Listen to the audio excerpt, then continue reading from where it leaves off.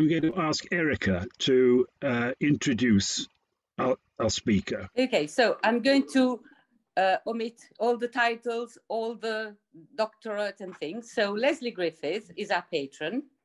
He spent most of the 1970s in Haiti.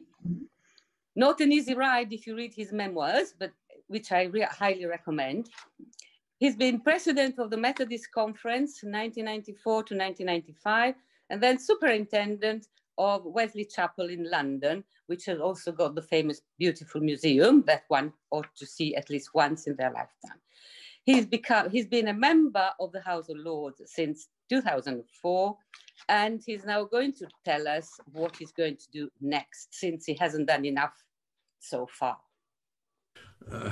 Good, thank you. Well, thank you very much for this opportunity. I've been asked to speak about a new chapter that's opening up for me at this particular time, and I hope you'll find it interesting. Last summer, I was elected by parliamentarians in Britain to be a member of the Parliamentary Assembly of the Council of Europe. And I sit as a full member of one of its key committees, which is the one that's related to migration, refugees, and displaced people. The Council of Europe was founded in 1949. It's older than the European Union and must be held apart from it in your minds. And it has given us, of course, the adaptation of, or the development of, the Universal Declaration of Human Rights formulated by the United Nations in 1948. And we have the European Convention of Human Rights, which is one of the great cornerstones of the work of the Council of Europe, dedicated as it is to human rights, the rule of law, and democracy. So that's the big picture, as it were. You happen to have organized this day at a juncture in my work, which has all been virtual up to now. It's the most frustrating thing I have ever done in my life. I have begun to make the acquaintance of people across Europe without ever having met them, to have mastered the Byzantine technological ways of communicating with each other without ever having had a face-to-face meeting with a single one. But this particular Saturday is very important. Let me just say about the Council of Europe in general terms one more thing. It includes Russia, which at the moment, in terms of its record with human rights, is in a curious place. It includes Turkey with its aggrandizing desires to intervene in the Azerbaijan and Armenia situation, and in the denial of human rights, is an interesting case. The Nagorno-Karabakh issue, which I have become involved in, where Christian Armenia and Muslim Azerbaijan, both offshoots of the former Soviet Union, are shouting at each other about the abuse of human rights, about genocide, crimes against humanity, and the rest of it. So all of those things seem to me to be tinderboxes for potential difficulties of all kinds. I'm on Monday until Thursday, we have the general meetings, which would normally take place in Strasbourg, but I shall be sat as I am now in my study here in London. And I have two speeches in the course of the proceedings, and one of them will be about the role of NGOs and civil society in democracy as we understand it. And the other will be about ethnic profiling, which is a development of European Council thinking in the aftermath of the Black Lives Matter discussions. One other thing, if I may just say it, where there's a coincidence between what I'm trying to get involved in the Council of Europe and what I'm involved in the House of Lords in our British Parliament. On Monday, the committee stage begins for the domestic abuse bill. There are there are 5 days of committee work to do as we try to improve the legislation, which is most welcome, because the Council of Europe evolved what's called the Istanbul Convention some 10 years ago, which tries to safeguard the interests of women who suffer abuse, whether at home or in other ways. And so at home and abroad, we're going to be looking at particularly the question which interests me, which is the case of migrant women seeking refuge in Britain, who have the Home Office overseeing their case, which is two-pronged.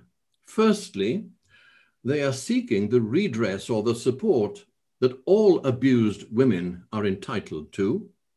And on the other hand, they are trying to process an application for permission to stay in Britain. The Home Office oversees both of those, and they can be conflictual and denied to women who are suffering the rights to which they should properly be entitled to claim. So here we are with an overlap, and I'm hoping that the amendment I want to speak to in Westminster isn't called at the same time as the speech I have to make on Wednesday afternoon in Strasbourg. I mean, I have all my life tried to practice bilocation, but I have not yet achieved that skill. One day, Erica will introduce me as having mastered that skill too. Anyway, just let me say, because I'm under real pressure from Erica, and those who've been under pressure from Erica know exactly what that amounts to, not to overstay my welcome, as it were. But as I look at these various areas, I should just, one more thing. At the beginning of April, coronavirus permitting, I'm due to be part of a team of 20 of us from the council overseeing a round of elections in Bulgaria. I was to have done that in Moldova, but the virus stopped that from happening back in October. One of the things that I'd really like a forum like the one I see in front of me to be aware of is the opportunity I believe this gives for bringing the voice of the church into the debates that are happening. Let me just say in 3 different ways. Firstly, I'm becoming aware of the movement within European Methodist churches to move away from historic relationships with the United Methodist Church of the United States of America. Good riddance to them at the moment is what I would say, which would allow Britain, which would allow the British Methodist Church to enter into a European Methodist presence. I'm talking to a bishop who is in Strasbourg. I'm very much hoping that I can align myself with the thinking of European Methodism as I bring my voice to bear in the councils of Europe. And secondly, the World Methodist Council has an officer, it's called the Geneva person, who also lives in Germany as it happens, and she and I are in close contact because of an overlapping of our areas of interest too. And then thirdly, the Waldensians and the work done in Lampedusa, all the terrific outreach and help that's being given that's so well spoken of by Methodists and Waldensians there. I'm hoping to get to Lesbos, and I'd very much, of course, like to go to the south of Italy to see with my own eyes and to bring a more authoritative voice to the debates of the Council of Europe. Well, that's a kind of rapid run through without any opportunity to develop anything. But who would have thought that someone like me, after yesterday was the 48th anniversary of my ordination. After 48 years, you're entitled to watch the daisies grow, or else to push them up. But neither of those possibilities is yet available to me. And so that's a kind of overview, a scamper through the different things that are happening right now in my life as a member of the Parliamentary Assembly of the Council of Europe. Thank you.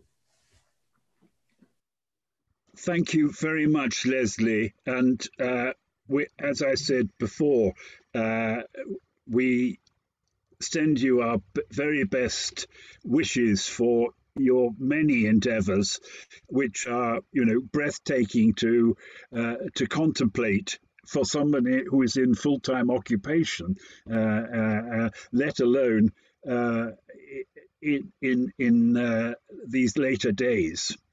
So thank you again.